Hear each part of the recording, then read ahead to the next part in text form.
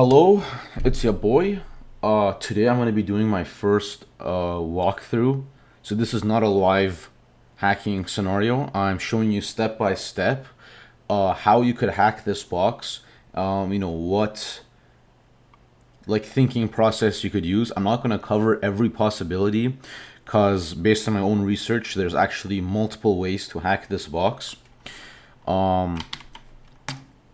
I'm gonna show you, in my opinion, one of the better ways to do it. For example, better than the one this video by John Hammond shows, and you'll see why. You'll see why. But yes, without further ado, let's get started. So we have the IP address. Okay, once you have the IP address of a server you want to, get root access to, what's the first thing you're gonna do? First step is always enumeration. So we're always going to enumerate the server first. Now what does that mean? We're gonna get information about this server. Let me go here. So something I like to do, export IP equals our IP, and then if we ever want to use any command, we just put $IP. Don't have to type the whole thing in or remember it. So that's pretty nice. Although in some cases it's better not to use this little trick. Anyways, for now, first thing we're gonna do, we don't know anything about this server, or ignore all of this stuff down here, answer the questions below, ignore everything here. Just looking here, we don't know anything about this server. So the first thing we're going to want to do is nmap this server. We're going to use verbose output. We're going to use aggressive scanning, and we're going to go ahead and start this scan. Now we're only doing the ports beneath something, I don't know, the first something thousand ports, I don't know, like maybe 10,000 or I think 1,000 most popular ports or something like that. If you wanted to do all the ports, you would have to use a different flag. You would have to specify that. But since it's pretty uncommon, oh, here we go, 1,000 total ports, yeah. Since it's pretty uncommon, and that's in this case, not doing that is not going to give us a problem. But you want to keep that in mind sometimes. Now, we know that this server has an open port on 22. 22 is commonly used for SSH, so that just lets us know that there is a possibility of SSH here. That's nice. We have a port open on 445. 445 is used for Samba. 445 and 13, not Samba, SMB. Sorry, Samba's a client. It's used for the SMB protocol. SMB is like FTP. For those of you who aren't familiar with it, different use cases and whatnot, obviously, but it's similar. 80 and 8080 are and 8009. These are all used for web servers. Now that we have this information, typically you're gonna take note of this somewhere, right? Most pen tests are gonna take quite a while. Let's say we start off enumerating this one and this one, all right, and our terminal gets full and we can't remember what the other port numbers were. You don't want to have to run your nmap scan again. That's just kind of doo-doo. So what are we gonna do? We're gonna write all this down. So 10.10.159.16. Got a little cardboard stand here. It's not great. Okay. Ports found 22, 445, 80, 8080, 139, and 8009. Now, let's look at what services these ports are running. Now, usually Nmap will show you the services that the ports are running, but it may not be as detailed or as accurate unless you use the aggressive flag, which basically, Nmap it hits a lot harder and gets a lot more info. But In some cases, if you're doing a real life pen test, perhaps you don't want to take such a like rash approach to start off with. Anyways, okay, 22 is SSH, right?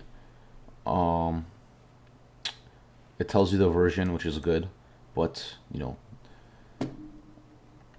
I don't think SSH is really like something you want to like be looking for CVEs for typically. Apache 2.4.18, all right, epic.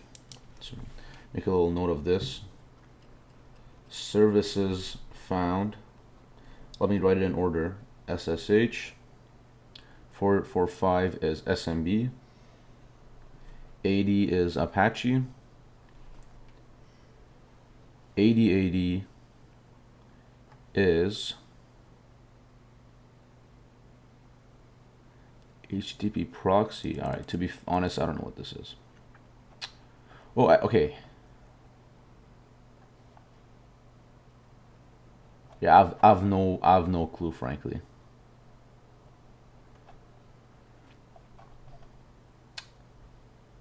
I think I remember it being like AJP or something, but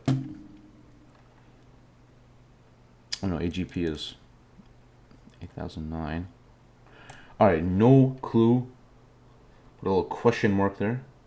139 is SMB again, and then 8009 is AJP. And AJP, something to do with Apache Tomcat. Frankly, I have no clue. The way I did this doesn't use port 8080 or 8009, but that is something you're gonna have to factor in if you're doing a comprehensive pen test. Okay, now that we have all this, we know there's a web server. Why don't we go check it out? All right, hit the wrong keys, a little bit anti-dramatic. Undergoing maintenance, please check back later. All right, now this is not a like default 404 page, so why don't we look at the source code? And what do we have here? Check our dev notes section if you need to know what to work on. Okay. Now, this is pretty like useless, right? Frankly speaking, because even if we hadn't used them, I just looked at this, we were gonna run GoBuster anyways. All right. Now, what's GoBuster? It's how we take advantage of this little note. All right. But we were gonna do anyway. So that note is not like a make or break. If you didn't catch it, which a lot of people wouldn't, I think, because most of the time you're not really looking at the source code of like a page like this with literally the looks like there's nothing in there. But if you're doing a comprehensive pen test, you gotta look at everything. So maybe I'm being dumb right now. Who knows? Make your own decision. Don't follow me. Don't listen to me. Okay, what's next? Right, we're gonna look for potential directories on the server. So if you're not familiar with a web server, how a web server typically works, go figure that out. If you are, time to look for directories on this web server. And what we're gonna do that, we're gonna use something called GoBuster. And GoBuster, here we use the directory flag, so look for directories. The URL is this IP, and it's like the IP changes, but I don't gotta go and like change the command. It's just IP. Bada bing, bada boom. And the word list is this word list for directories. So let's go ahead and run this. And what's GoBuster doing? It's basically trying to find out, oh, is this a directory? No, 404. Oh, is this a directory? Oh, no, 404. Is, I don't know, this a directory? No, this is a file. That was, okay, not a good example, but anyways. And look at that, it's found one. Development. Bada bing, bada boom. All right, epic. Now we're gonna open dev.txt and j.txt and read what's in here. I'm messing with struts. Version 2.5.12. Well, now that we know the version of the tool that they're using, we could go look for exploits, known exploits for that version online. Anyways, SMB has been configured. I got Apache set up. We'll put our content in later. All right, so we know that J and K are, like working on this server. probably they will have user accounts on this server. We read this one. It says, for J, I've been auditing the contents of etc shadow, and I was able to crack your hash very easily, so please follow the policy and change your password. What does this mean? J has an easily brute forceable password. All right, cracking your hash means brute forcing it. And assuming J never changed their password after getting this note, which is a fair assumption to make here, given the context of our situation, something that pen testers always got to think about, the context of situation, we can take a note. J, your little exclamation mark, J has a weak password. Wait. There we go. Okay. Now, that's basically everything we're going to get from the web server at a glance. If we want to go further, we can use scanning tools like Nikto or Nessus, I believe, and other things to scan the web server itself. But at a surface level, we got some pretty good information out of there. We found out that J has a weak password. Why don't we? And we found some, like service versions and whatnot. If I'm not taking note of everything, it's just because I don't want to like waste the time of this walkthrough, like taking notes. But anything that seems even mildly important, you should be taking a note of, because it may be coming in handy later. Now, the next thing that is good to check out is SMB, because very often SMB, just like FTP, has anonymous logins. So let's look. Hold up.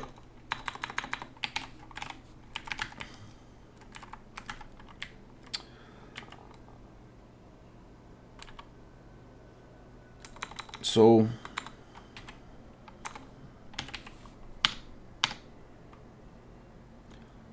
all right, bada bing, bada boom.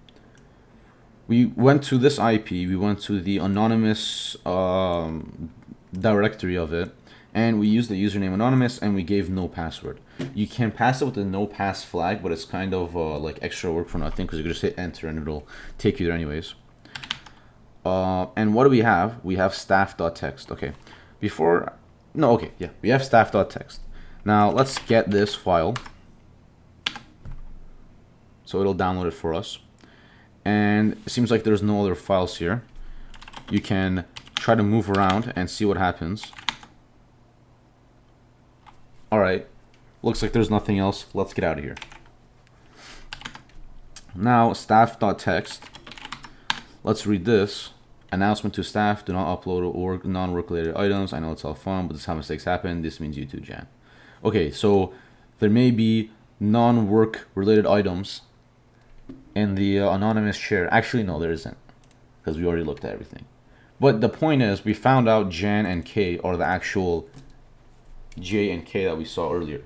So J is Jan and K is, well, K, okay. Right. Very ingenious. Now, let's put two facts we know. Hold on. I gotta turn this off. All right. So let's put our two facts together. All right. We know Jan has a weak password, and we know basically what her username is. Well, it's either Jan or Jan, right? Regardless, I think it was uppercase J. Let's write it how it was done here. Okay. So we know Jan has a weak password and we know her username. All right. Let's go on to the exploitation stage and try to get basic user access to the server. You can assume it's going to be user access and not root, because here's K, like lecturing her on what to do. I doubt Jan will be a service or like a server administrator if this is the situation, right? Kay is probably the server administrator.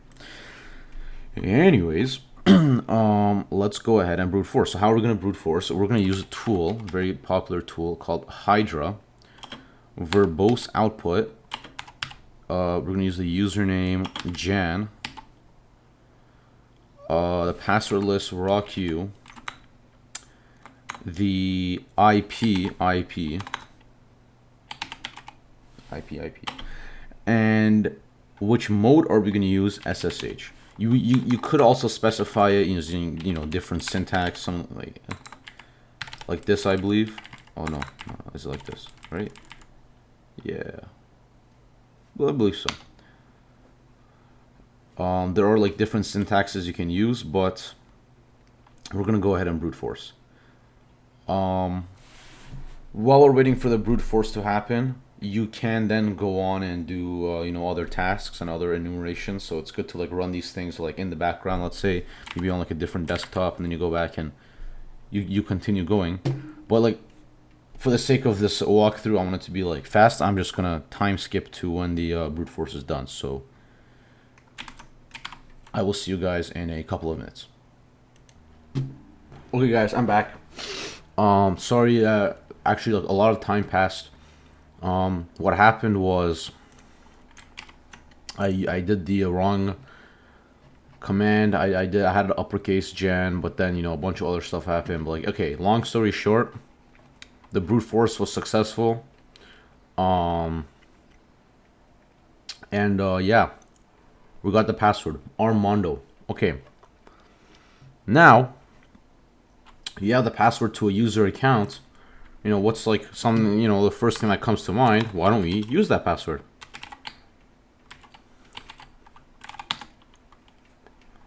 Yeah. Armando.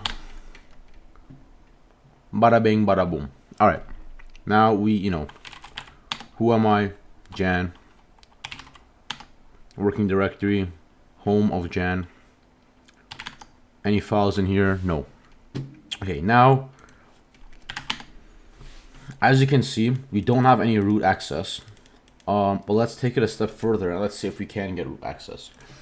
Now, what's the next thought? Why don't we try doing the same attack on K? Well, assuming that K told Jan to make sure that he was checking her password for the strength, that it can't be brute forced, I think it's a reasonable assumption that K's password also can't be brute forced. Now, in real life, that's not true. All right.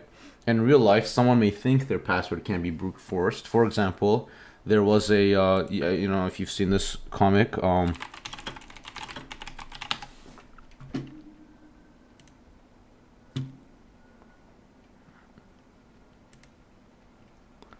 this comic about the password strength, and now actually it's not 44 bits of entropy.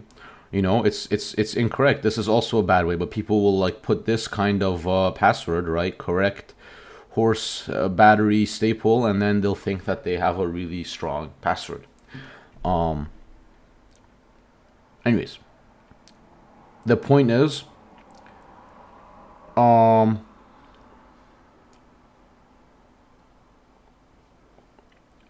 yeah, I can't believe this guy made such a silly mistake in this comic, actually. That's very, very silly, actually. If you, look at his reasoning in the first panel and his reasoning in this panel, he hasn't applied the same reasoning that he did here to here. It's like he wanted people to put weak passwords. Anyways, the point is, in real life, try brute forcing every account when it comes to it. Never cross anything off. That's just all I was trying to get at. Now, we don't have root access. What can we do? Well, here is a very useful little guy. Always look for the set user ID programs. Always, 100% of the time, without exception. Okay, my bad.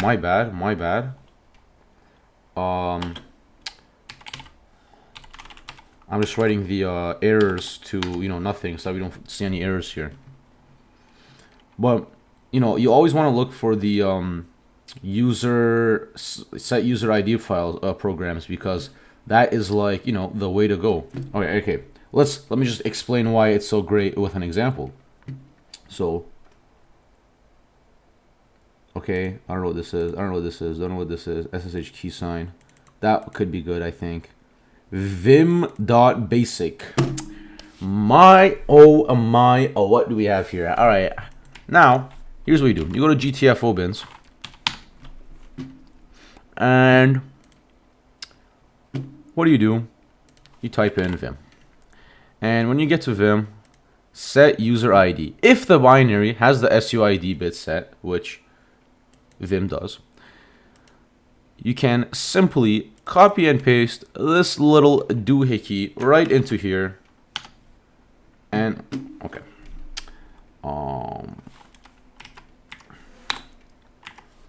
/user/bin/vim.basic. And what happens?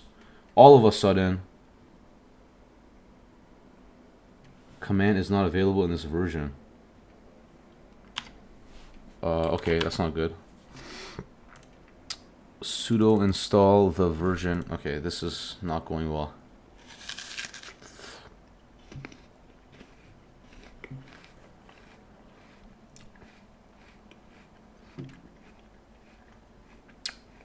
Well, that sucks.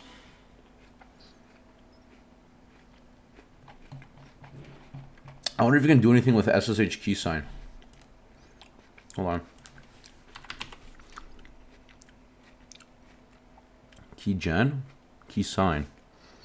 What even is key sign, bro? Alright, well. That didn't work. Let's try the certified Bahasari method. Here's what we do. vim/etc/shadow. All right. We get Jan's user. We paste it above K's user. We go to the name and change it to K. Then we delete K's user. All right. In real life, this is not so genius, right? Because the root user, the admin of the account, will try to log into the server, and they'll be like, I can't log into the server. What's going on? And they'll know that you did something to their server. But